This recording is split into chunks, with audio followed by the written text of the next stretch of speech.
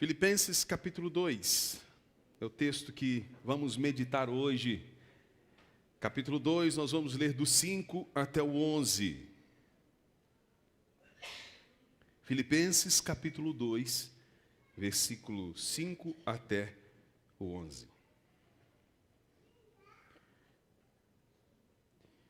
Diz assim a palavra de Deus: tende em vós o mesmo sentimento que houve também em Cristo Jesus. Pois ele, subsistindo em forma de Deus, não julgou como usurpação o ser igual a Deus. Antes a si mesmo se esvaziou, assumindo a forma de servo, tornando-se em semelhança de homens e reconhecido em figura humana. A si mesmo se humilhou, tornando-se obediente até a morte e morte de cruz. Pelo que também Deus o exaltou sobremaneira e lhe deu um nome que está acima de todo nome, para que ao nome de Jesus se dobre todo joelho nos céus, na terra e debaixo da terra, e toda língua confesse que Jesus Cristo é o Senhor, para a glória de Deus Pai. Curve sua cabeça, falemos com o Senhor em oração. Senhor, obrigado. Obrigado porque nesta noite nos reunimos para cultuar ao Senhor. E agora estamos diante de sua palavra. Pedimos que o Senhor fale conosco, nos dê a iluminação necessária, nos ajude a compreender o que o Senhor tem a nos dizer por meio desse texto. Que o Senhor nos abra o entendimento, Senhor. Que o Senhor fale conosco, em nome de Jesus. Amém.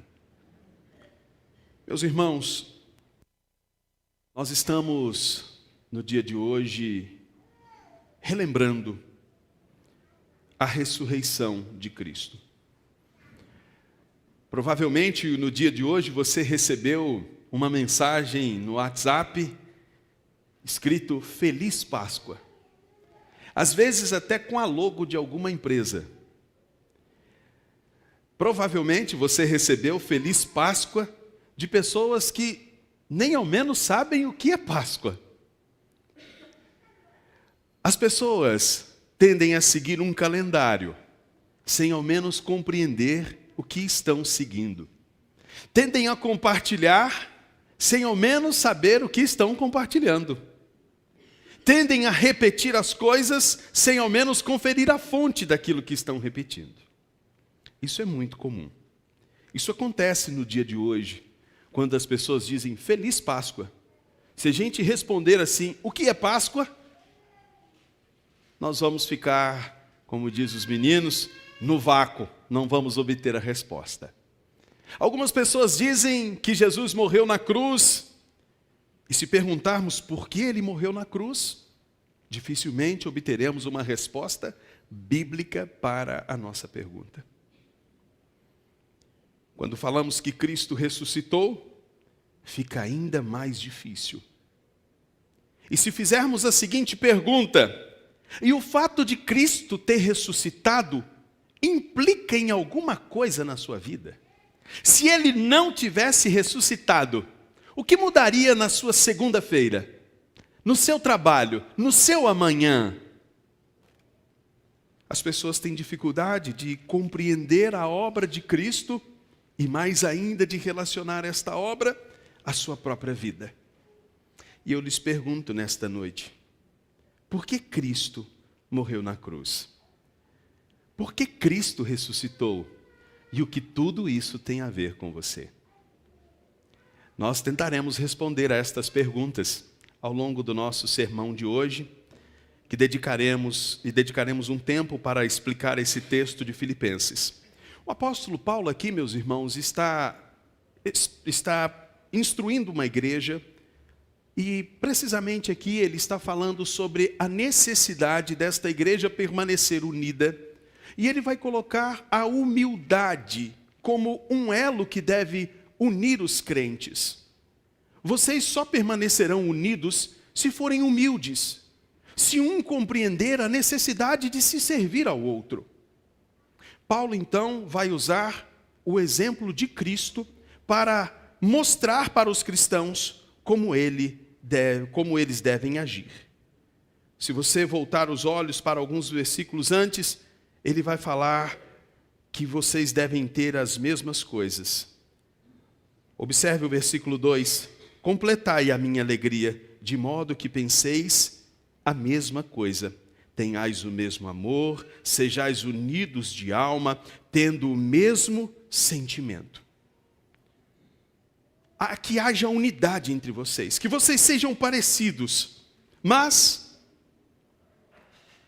vocês só podem ser isso à luz do que Cristo fez.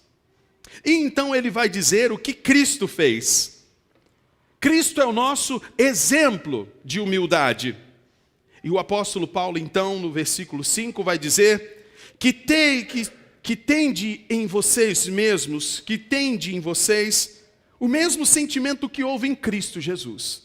Que vocês sejam parecidos com Cristo, tenham o mesmo sentimento. Vocês só conseguirão ter unidade, serem unidos, servirem uns aos outros, se vocês tiverem o mesmo sentimento que houve em Cristo Jesus. Paulo está dizendo que uma igreja composta por pessoas tão distintas, tão diferentes, que tem a necessidade de ser uma, porque afinal de contas, há um só corpo. Esta igreja que tem a necessidade de ser una, mesmo sendo tão diversa, só pode ser uma se seguir o exemplo de Cristo Jesus. E qual é o exemplo de Cristo Jesus? Aqui nós já temos o nosso primeiro ponto. Cristo se humilha, a humilhação de Cristo. Mas antes, permita-me voltar um pouco. Nós vimos nos últimos sermões que desde a queda no Éden, nós estamos acompanhando uma progressão da revelação de Deus. Nós vimos que a Páscoa, a celebração da Páscoa, a passagem do povo de Israel da escravidão do Egito para a liberdade, a Páscoa foi instituída para se lembrar do grande livramento, da grande libertação, da redenção do povo de Israel. Esse povo deveria se reunir, deveria comer e se lembrar do tempo de escravidão. O animal sendo morto, o cordeiro sendo morto, apontava para a necessidade de um sacrifício definitivo e maior. Assim como os outros sacrifícios que aconteciam quando na instituição do templo, os utensílios do templo, as coisas vinham progredindo, de forma que já há indícios cada vez maiores de como seria o Cristo, de como aconteceria a redenção do povo. Cada vez mais se avança. E lemos aqui Isaías 53 no início. Note que da Páscoa lá atrás em Êxodo, para Isaías 53, a diferença. Aqui em Isaías 53 já há mais clareza. Já temos mais detalhes de como as coisas aconteceriam, de como tudo se daria. As coisas estão avançando. As pessoas, o povo de Deus, o povo eleito de Deus, está aguardando por aquele momento. Agora se sabe muito mais sobre esse Redentor. Sabemos mais sobre Ele. E agora se espera que Ele venha. E então, o velho Simeão diz: agora eu já posso morrer. Já pode despedir o teu servo em paz. Eu já vi. A espera de tanto tempo chegou ao fim. Ele veio. O velho Simeão estava falando sobre a encarnação do Verbo, sobre o Salvador vir ao mundo. E o Salvador vir ao mundo é humilhante. A humilhação de Cristo consiste em esvaziar-se de si mesmo, em abrir mão de sua glória, humilhando-se, descendo-se do seu trono de glória, para assumir a forma de servo, para vestir a roupa do miserável servo. O rei tira a coroa de sobre a cabeça, tira suas vestes reais, deixa o seu cajado e o seu trono e veste uma roupa que nada tem a ver com a sua majestade, com a sua glória. E por que isso é tão humilhante para Cristo? Por que chamamos isso de humilhação de Cristo? Dos versículos 6 a 8, nós temos aqui exatamente isso. A humilhação de Cristo. Por que para Cristo é tão humilhante? Vamos voltar um pouco. Nós fomos criados por Deus, à sua imagem e semelhança. Deveríamos, como imagem e semelhança de Deus, refletir Deus para o mundo criado. Ao olhar para a coroa da criação, ao olhar para o homem, o mundo criado saberia, conheceria mais sobre o Criador. Porque o homem foi feito à imagem e semelhança de Deus. Fomos criados por Deus para usufruir da criação de Deus. E Deus decidiu relacionar-se com o homem e estabeleceu um limite nesse relacionamento. Porque no dia que comer, vocês vão morrer. Ultrapassamos o limite. E me permita trazer um exemplo que gosto de usar com muita frequência. Porque nós temos uma certa dificuldade em relacionar a nossa condição de hoje com a condição do Éden. Eu quero que você considere uma situação. Eu tenho 4 filhos, eu e Thalita. Imagine que um desastre, uma grande enchente, abateu o nosso bairro. E nossa casa veio abaixo. E agora não temos onde morar. Vocês nos conhecem. Eu, Thalita, Pedro, Júlia, Tiago, Helena e não tem o João. Fique em paz. E não vai vir o João. Fique tranquilo. Imagine eu e minha pequena congregação, como costumo dizer, sem ter onde morar. Você nos receberia em sua casa por alguns dias? Até que a gente consiga resolver alguma coisa? Já vi tanta cabeça balançar que eu já quero agradecer de antemão. Mas imagine que você nos recebeu em casa. Nós fomos para lá muito abalados, porque a situação não é boa. E no outro dia cedo, você preparou a cama, colocou o lençol limpo, lençóis novos, preparou tudo para nos receber. No outro dia você levanta mais cedo, para preparar o café da manhã, porque nós acordaremos daí a pouco. E então eu levanto, e você com a mesa posta, tudo pronto, você diz, bom dia, William. E eu olho para você e nem te respondo. Você certamente vai dizer, está muito chateado, muito abalado, porque a casa caiu, né? E nós nos assentamos à mesa. E você diz, como passou a noite, Thalita? E a Thalita te ignora por completo. E o Pedro ainda reclama do café, diz que está muito forte. A Júlia diz que o pão de queijo está duro. E nós nos assentamos na sua mesa e ignoramos você por completo. Na hora do almoço você prepara tudo. E diz, o almoço está pronto. E você tenta puxar papo e eu não te respondo. Por fim eu viro para a Thalita e digo, não, aqui é tão diferente da nossa casa, é muito ruim aqui. Como você se sentiria nessa situação? Você se sentiria rejeitado, menosprezado, injustiçado. Como é que você nos veria? Como pessoas amáveis e queridas? Ingratos. Perderam tudo, não tem onde cair morto, não tem o que comer, não tem o que vestir, está dentro da minha casa, usufruindo de todas as minhas coisas e me ignorando? Isso não duraria muito tempo. Acredito que mais um dia você diria assim, meu irmão, vem cá, deixa eu te falar uma coisa, assim não dá, pode pegar a tua congregação e pode, ó. Não é assim, gente? Nós falamos muito de gratidão. As pessoas costumam responder as mensagens assim: gratidão. Mas nós somos extremamente ingratos. Porque a minha família não foi para a sua casa. Você não nos recebeu na sua casa. Mas Deus nos criou. Deus criou o mundo. Nos colocou no mundo criado por Ele. Nós somos sustentados por Deus. Comemos a comida que Deus dá. Respiramos o ar que Deus dá. Nós vestimos as roupas que Deus nos deu. Nós temos a família que Deus nos deu. E nós nos tornamos ingratos. Desprezamos Deus. Nós não nos importamos com Ele. A gente acha que Ele é apenas um mordomo, que deve usar um terno muito bonito, e a gente toca a campainha e Ele chega: pois não, Senhor? E a gente diz: eu estou querendo um carro novo. É para já, Senhor? Achamos que Deus é apenas para satisfazer os nossos caprichos. Ingratos que somos.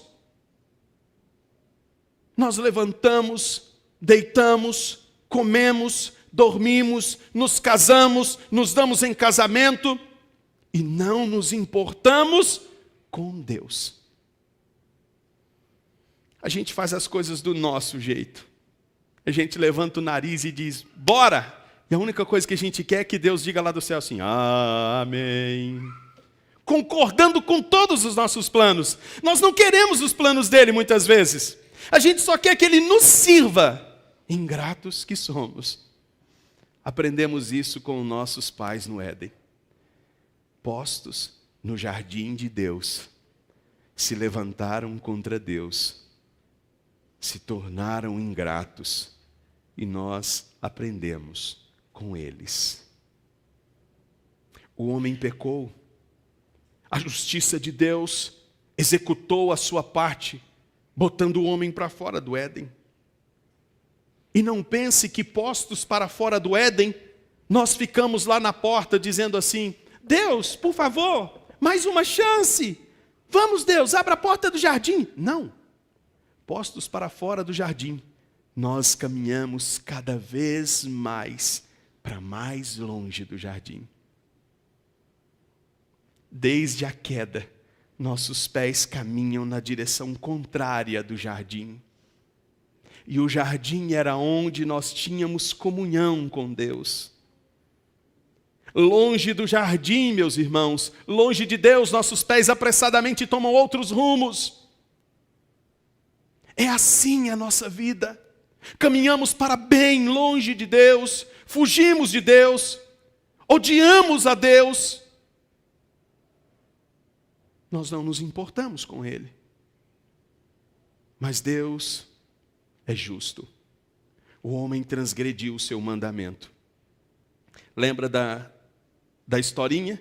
De que não duraria muito tempo, você diria para mim e para Thalita: ó, vaza, mete o pé, vai embora daqui, some.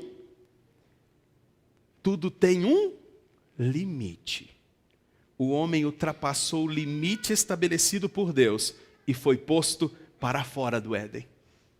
Nos tornamos maus. Por que maus, William? Porque nós nos tornamos o oposto de Deus. Deus é bom e os homens são maus. Deus é verdadeiro e os homens mentirosos. Deus é santo e os homens pecadores. Deus é justo e os homens injustos. E Deus, o justo, passou então a requerer o pagamento dessa dívida. E eu dou um outro exemplo, só para ficar mais claro ainda. A gente está aqui no culto, celebrando ao Senhor. Imagine que quando você chegar na sua casa, você abre a porta da sua casa e você já nota um som diferente. Há um eco. Um eco de um vazio. E você abre a porta da sua casa e não tem nada lá dentro. A polícia foi e roubou tudo. Ou ladrão veio e roubou tudo, levou tudo embora. Você logo vai chamar por quem? 190. Alô, polícia, roubaram toda a minha casa. Não é assim, gente? A polícia, que não rouba a casa de ninguém, a polícia rapidamente consegue capturar o moço que estava roubando. Pegou, levou no juiz, e então ele estava com a camisa do Atlético. Porque ele era ladrão, mas não era tanto, né? Não era tão ruim para a gente colocar uma camisa do Cruzeiro nele. Então vai de camisa do Atlético. Então ele estava com a camisa do Atlético. E diante do juiz, imagine. E você que teve a casa roubada, sentado assistindo aquela cena. E o juiz diz, você roubou a casa? Precisava para comprar ingresso para a Arena MRV e tal. Porque o ingresso está muito caro. E então o juiz diz assim, rapaz, mas você é do Galão da Massa? E ele diz, claro, galocura. E você é sentado, ouvindo essa conversa, esperando que justiça seja feita. E ele diz, mas e o Galão? Perdeu esses dias, né? Pois é, rapaz, eu acho que é culpa do Cuca. Mas também o Hulk também, vou te contar, já está ficando até amarelo, nem verde é mais. E você é sentado, esperando justiça. De repente o juiz fala assim, faz o seguinte, cá entre nós, eu também sou galão. Esquece esse negócio de roubar, deixa esse negócio para lá, vai embora. O juiz foi bom ou ruim? Para o ladrão, ele foi bom. Mas ele não foi constituído juiz para ser bom para aqueles que transgridem a lei. Ele foi constituído juiz para julgar, e julgar corretamente. Você acharia que esse juiz foi bom, sendo que ele ignorou a justiça, ignorou o fato de você ter sido lesado? Certamente que não. Você exigiria que aquele crime fosse pago, que aquele criminoso pagasse, não é verdade? Você ia dizer, não, seu juiz, não importa a camisa que ele esteja, não importa se ele é bom ou se ele é mau, tem que pagar. Deus, sendo justo juiz, não deixará que nenhum homem escape de sua justiça. Não importa se os homens torcem para um time ou para o outro, se são homens ou mulheres, crianças ou velhos, todos transgrediram a lei de Deus e todos estão debaixo do juízo de Deus, de modo que não podem escapar. Todos pecaram, todos transgrediram a lei de Deus. Ninguém pode escapar. Todos os homens se tornaram indesculpáveis. Todos os homens sofrerão o juízo eterno. Mas no Éden foi feita uma promessa. O descendente da mulher esmagará a cabeça da serpente. Num cenário de caos, uma boa notícia. E nós vamos conhecendo ao longo da revelação, da progressão da revelação, como isso seria. Haveria necessidade de derramamento de sangue, porque alguém haveria de morrer. Foi isso que Deus disse. Se comer, morre. Como comeram, teriam que morrer. O homem morreu espiritualmente. O homem passou a morrer fisicamente. Mas a pior morte estava por vir, a morte eterna. Se Deus, justo juiz, cobraria, exigindo o pagamento com sangue, sua justiça exigindo o derramamento de sangue, porque foi esse o trato, se comer, morre. Ele então decide se compadecer dos homens. Por graça, o rei se compadeceu de miseráveis desertores. O Todo-Poderoso se compadeceu de quem não merecia nada. Mas lembre-se, foi o homem que pecou. Precisava que o homem pagasse. Mas precisava de um sacrifício que fosse eterno. Porque pecaram contra o eterno. Se o pecado foi contra o eterno, a punição é eterna. O julgamento se dá nas leis do eterno. Conclusão, não temos como escapar. Deus então decide enviar o seu filho para assumir a forma de servo, a forma de homem, para morrer em nosso lugar. E por que isso para Cristo é humilhante? Porque ele esvazia-se. Ele desce do trono de glória para pisar na terra da incredulidade. Se lembram que certa vez Jesus, descendo do monte da transfiguração, há um impasse entre os escribas e os outros discípulos que haviam ficado? Então, um pai disse: olha, eu trouxe o meu filho que está possesso. Se tu podes fazer alguma coisa, ajuda-nos. Eu trouxe aqui, mas ninguém pôde resolver nada. O que foi que Jesus disse para ele? Para eles: ó geração incrédula e perversa, até quando eu terei que suportar-vos? Ele desce e pisa na terra da incredulidade, na terra da injustiça, na terra da maldade. O Todo-Poderoso sendo afrontado, o Criador sendo afrontado por criaturas, e conhecendo o pensamento de cada um deles, Cristo se esvaziou. Por que Cristo tinha que vir? Porque Ele tinha que morrer em nosso lugar. Precisávamos de um substituto que fosse homem, mas também que fosse Deus. Jó capítulo 9, versículo 33, abra a Bíblia. Jó capítulo 9, versículo 33.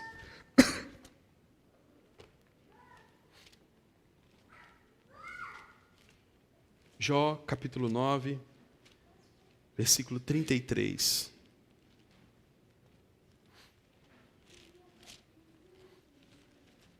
Diz assim: não há entre nós árbitro que ponha a mão sobre nós ambos. Versículo 34. Tire ele a sua vara de cima de mim e não me amedronte o seu terror. O que Jó está dizendo?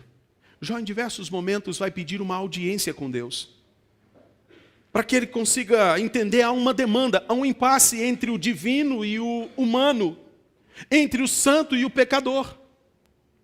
E o que Jó está dizendo aqui, outras traduções vão facilitar ainda mais, vão dizer assim: não há entre nós um mediador, alguém que coloque a mão sobre os nossos ombros, alguém que coloque a mão sobre a divindade e a mão sobre a humanidade. Não há quem possa ser essa ponte que satisfaça completamente a divindade e que toque a condição do homem.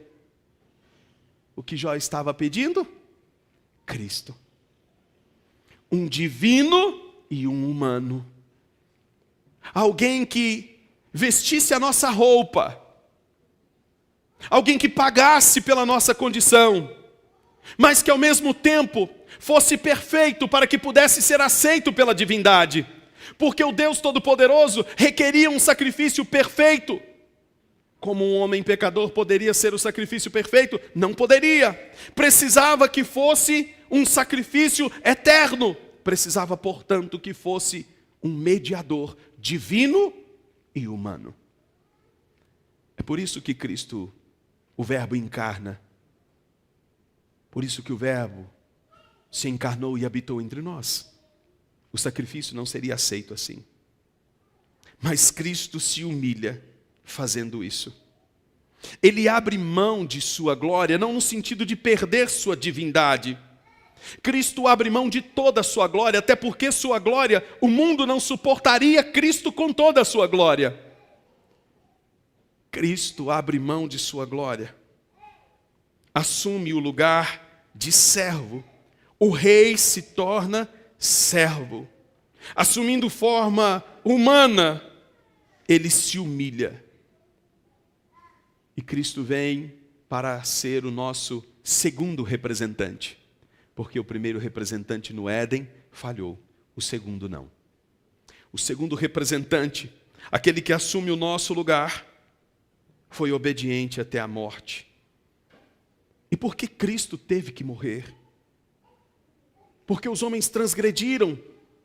E a consequência da quebra daquela aliança era realmente morrer. A punição para o homem era morrer. E Cristo precisava morrer. O sacrifício tinha que ser um sacrifício de sangue.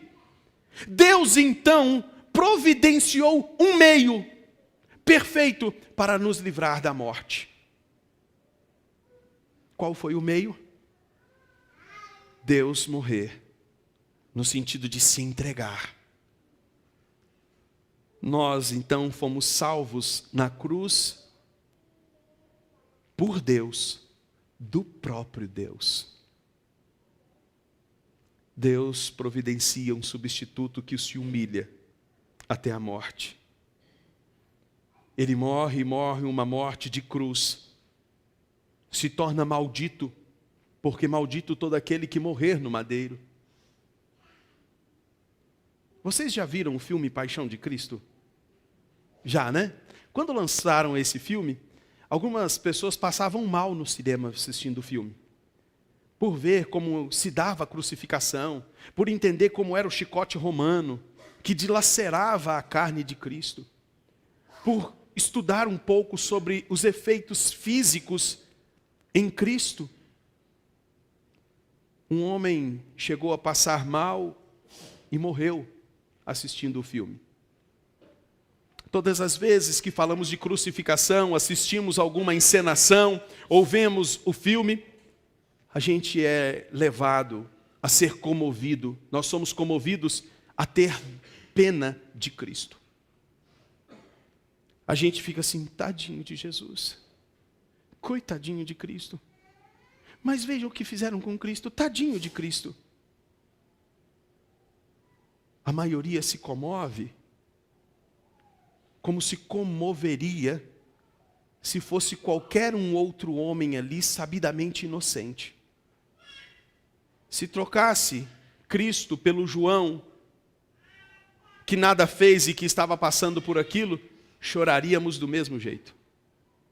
A gente ficaria com dó. Mas não é para ter esse sentimento. Por que eu não posso ter esse sentimento? Porque Cristo não é um inocente pego pelos homens e que agora, de tão fraco, não tem nada para fazer.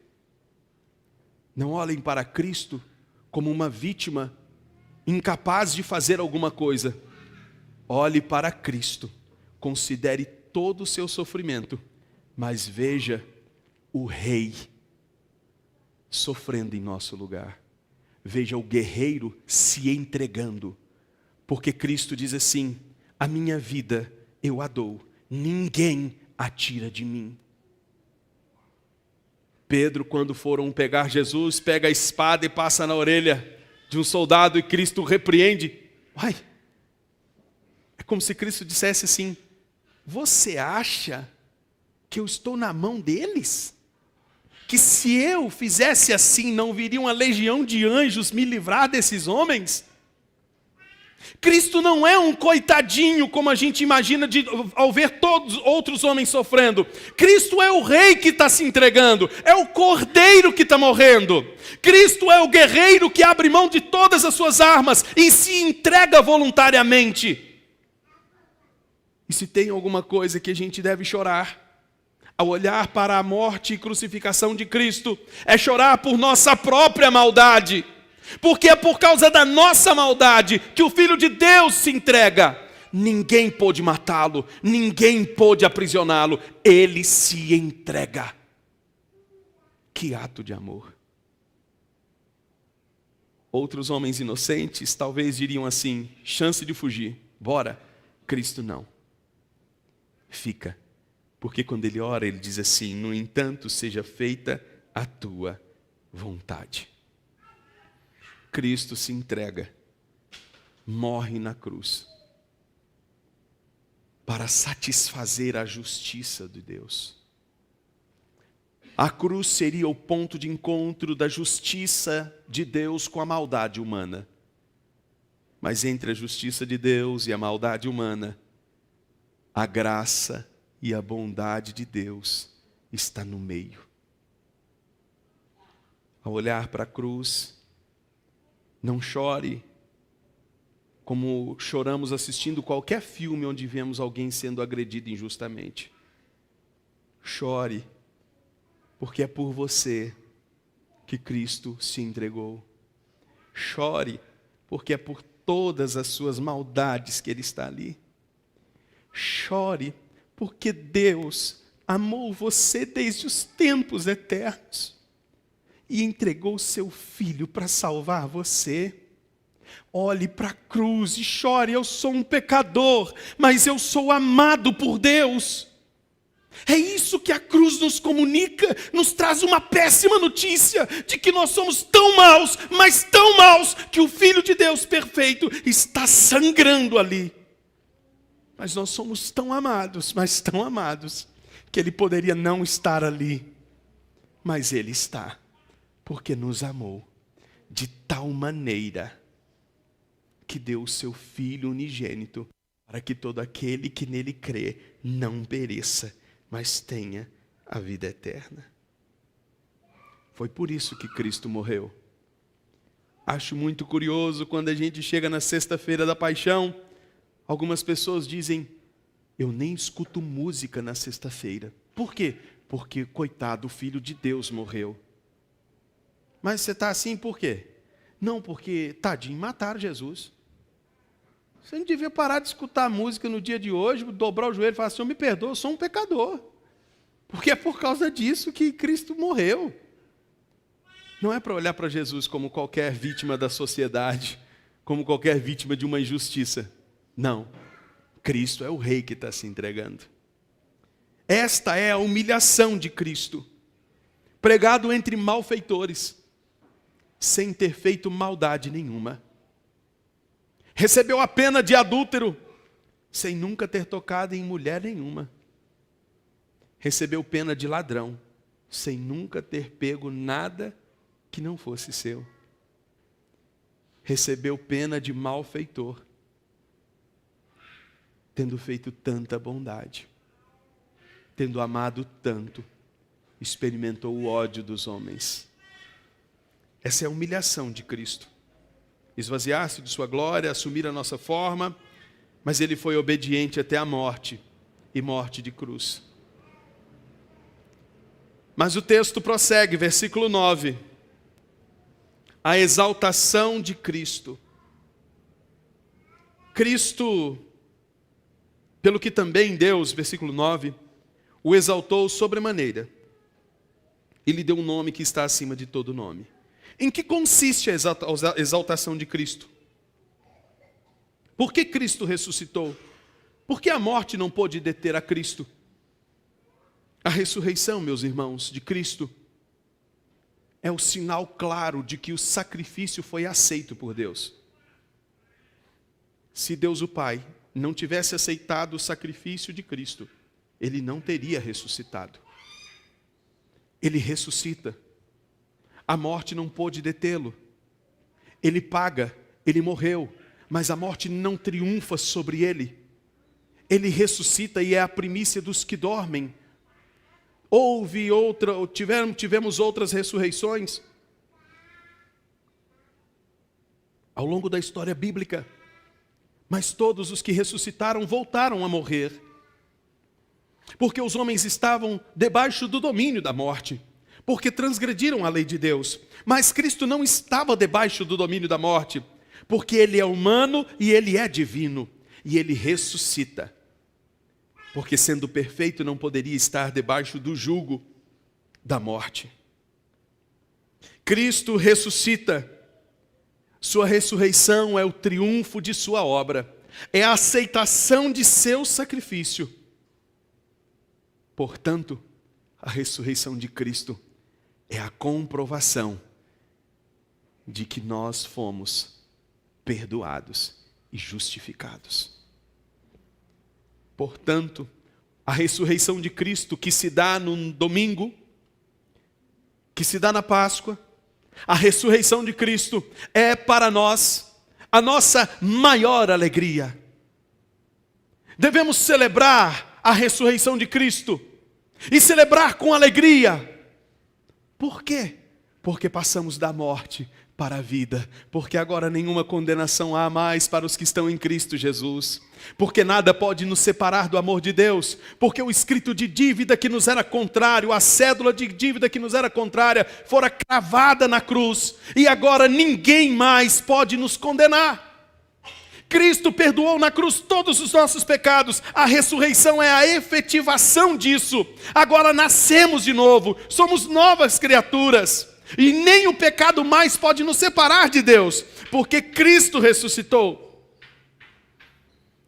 Mateus capítulo 28, versículo 6, ele ressuscitou como havia dito. Ele disse. A ressurreição é o cumprimento da Escritura. A exaltação de Cristo, meus irmãos, é a resposta do Pai ao Filho. O Filho diz, está pago, Pai. A ressurreição é a resposta do Pai, eu aceito, Filho. Eu aceito o sacrifício. E Cristo é exaltado. A morte não pôde detê-lo. O rei assume novamente. O guerreiro se levanta. O choro cessa e a alegria invade os corações dos cristãos. Não é hora mais de chorar, é hora de celebrar. Cristo ressuscitou. O sacrifício foi aceito. Eu fico imaginando uma boa notícia quando recebemos. Como é maravilhoso, né, gente? Passar por uma situação tão difícil e alguém mandar uma mensagem, está tudo resolvido. Fim do problema. Não é bom? É maravilhoso. A ressurreição de Cristo é isso. Obra concluída. Nós fomos aceitos. Não somos mais inimigos, somos filhos. Se Ele ressuscitou, nós também ressuscitaremos. Não precisamos temer nem a morte do corpo. E jamais morreremos eternamente. Cristo nos tirou da morte para a vida, nos transportou do império das trevas para o reino do Filho do seu amor. Celebre! É por isso que nós nos reunimos no dia do Senhor, no dia da ressurreição, e celebramos cantando para Ele, celebramos cultuando ao Rei que ressuscitou, ao Senhor que perdoou os nossos pecados. Chegamos agora juntos como aqueles que não serão mais condenados, como aqueles que passaram da morte para a vida. É por isso que você está sentado nesse banco, é por isso que você deverá estar aqui no próximo domingo, é por isso que domingo após domingo, no dia da ressurreição, nós celebramos isso. A celebração da ressurreição de Jesus pela Igreja de Cristo não se dá em um domingo do ano, se dá todos os domingos. Quando você se recusa a participar do culto no dia do Senhor, você está se recusando de relembrar e celebrar a ressurreição. É isso que acontece.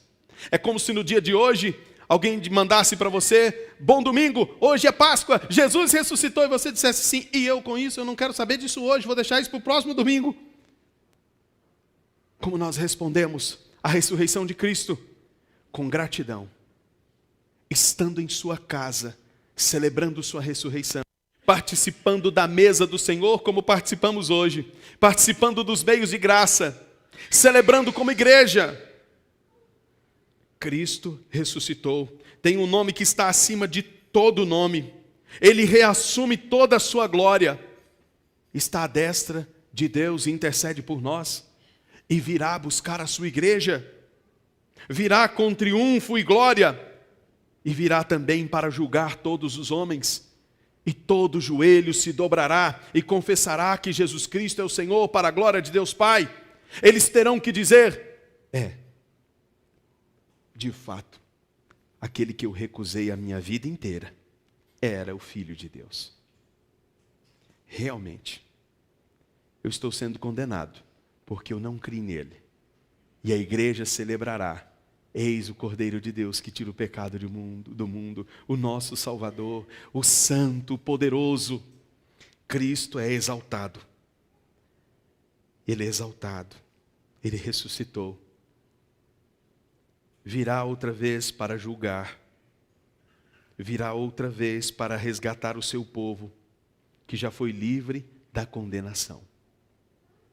Mas você está sentado aqui hoje e ouviu essa longa exposição. Começamos no Éden, passamos por Belém, demos um pulo no Calvário, olhamos para o alto do Calvário e vimos 3 cruzes, a de um inocente no meio. Lamentamos ao enxergar nossa miséria, mas nós também hoje estivemos diante de um túmulo, E pudemos ouvir hoje o que as mulheres ouviram. Por que vocês procuram entre os mortos aquele que vive? E por isso celebramos, por isso estamos aqui. E você com essa história, nesse passeio que demos pela história da redenção? Você nessa história, crê em Cristo Jesus como seu Salvador? Você que está sentado aqui nesse banco, que hoje veio a esta igreja por um motivo que eu não sei qual, talvez convidado por alguém muito querido, talvez porque a oportunidade é muito boa para ir à igreja. E você com essa história? Se o seu partir se der nos próximos dias, nos próximos anos, ouvirá: vinde benditos de meu Pai, ou eu não conheço você, eu não morri por você, você sempre me recusou. Você pode celebrar a ressurreição de Cristo e dizer que ressuscitou com Cristo, que você é uma nova criatura, ou você ainda olha para Ele apenas como um mártir, coitadinho, olhando para Ele dizendo: tadinho, bateram muito nele, né? Coitado. É só assim que você enxerga Cristo? Se você enxerga Cristo assim, você ainda não se enxergou como é. E permita esse pregador te lembrar quem você é: um pecador. Se você não arrepender-se de seu pecado agora mesmo e dizer: Cristo, vem até mim, eu não posso ir até o Senhor porque o Senhor está muito alto, mas eu sei que o Senhor que desceu do céu, se humilhou, pode vir até mim, pecador, e perdoar todos os meus pecados. Meu jovem, meu amigo, minha amiga, se você não crer em Cristo hoje, o seu destino eterno será um inferno. Talvez essa mensagem te choque por isso, mas ela é necessária. Se você não consegue olhar para a ressurreição de Cristo e dizer: Cristo ressuscitou e eu estou vivo por Ele, eu passei da morte para a vida, você tem a oportunidade agora de curvar a sua cabeça e não ficará constrangido por isso. E dizer: Deus, me perdoa, eu tenho vivido uma vida tão distante do Senhor, eu sou um pecador, eu tenho corrido para longe do Éden, eu tenho fugido de Ti, buscado todos os cantos. O Senhor se compadece. E me permita dizer que certa vez aconteceu comigo. Eu me lembro de dizer assim: Deus, Tu estás tão alto, uma oração minha, que eu não posso ir até o Senhor. Mas se o Senhor quiser, se for da Tua bondade, da Sua vontade, o Senhor me acha aqui no pé dessa cama, no fundo do poço onde estou, na minha miséria, e pode perdoar os meus pecados. Eu nunca vou me esquecer dessa oração. O Senhor se compadece de pecadores, como eu e como você. Você que me ouve aqui também, que esta não é mais a sua condição, você não é mais um condenado. Você saiu do banco dos réus, você saiu de inimigo para filho. Se você é filho de Deus, eu te convido a celebrar a ressurreição, não só no dia de hoje, mas todos os dias, principalmente no dia do Senhor. Quando a gente diz que domingo é o dia do Senhor, nós não estamos inventando isso da nossa cabeça. É o dia mais importante, é o dia da ressurreição, é o dia da celebração. Quando nós falamos para os nossos filhos: vamos para a igreja, porque domingo é dia de ir para a igreja. Não é mais do que isso. Meus filhos, se preparem, porque amanhã nós celebraremos a ressurreição de Cristo com um povo que foi ressuscitado por Ele. Com o povo que passou da morte para a vida como seu pai e sua mãe. Então amanhã nós estaremos na igreja com o povo de Deus. Negligenciar isso é talvez não compreender a dimensão da ressurreição de Cristo. Se você de fato foi alcançado pela graça de Deus, curve sua cabeça e agradeça ao Senhor por esta obra. E você pode dizer: Senhor, obrigado, porque o Senhor me amou e me achou quando eu estava perdido. Obrigado, e agora eu aguardo a volta do Senhor, junto com o seu povo, com sua igreja, celebrando todos os domingos a ressurreição. Curve sua cabeça, todos vocês, seja um ou seja outro, fale com o Senhor nessa noite. Ó Deus, eu te agradeço. Podemos hoje celebrar a ressurreição de seu Filho. Aquele que se humilhou, foi exaltado, ressuscitou. A morte que tanto nos assusta não pôde detê-lo. A morte não é o Senhor sobre ele, tampouco o diabo. Ele ressuscitou, ele venceu. O sacrifício de Cristo foi aceito. Agora nenhuma condenação há para nós. Obrigado por esta obra maravilhosa de redenção, Senhor. Obrigado porque o Senhor nos achou. Peço que nessa noite o Senhor chame aqueles que ainda não foram chamados, desperte aqueles que não foram despertados. Que o Senhor lhes mostre, lhes abra o entendimento e enxerguem todo o seu pecado, a fim de que sejam, Senhor, convencidos pelo Espírito Santo do pecado, da justiça e do juízo sobre eles. E confessem os seus pecados e entreguem suas vidas ao Senhor, bondoso, cheio de graça e de misericórdia que é. Peço que ao término desse sermão, a tua palavra invada o coração dos crentes aqui nesta noite, lhes dando a certeza de que as aflições do tempo presente, que as aflições desse mundo, em nada devem se comparar com a alegria da ressurreição de Cristo e com a expectativa da eternidade, Senhor. Peço que o Senhor, como igreja, nos conceda o privilégio, Deus, de nos reunirmos todos os domingos no dia do Senhor, no dia da ressurreição, e cantarmos ao teu nome e ouvirmos a sua palavra com alegria. Peço que os cristãos que aqui estão nessa noite, que por algum motivo têm vivido um momento de frieza espiritual e que têm encontrado dificuldades em ter alegria em vir à tua casa, que o Senhor mude sua realidade, os desperte, Senhor, que eles acordem e voltem a ter a alegria da salvação. Que o Senhor abençoe o seu povo nesta noite.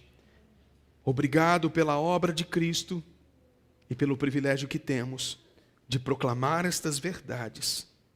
Ajude-nos a viver a nossa semana à luz da ressurreição de Cristo. Amém. Meus irmãos, que o Senhor os abençoe, que o Senhor os guarde, que a alegria da ressurreição de Cristo invada o seu coração.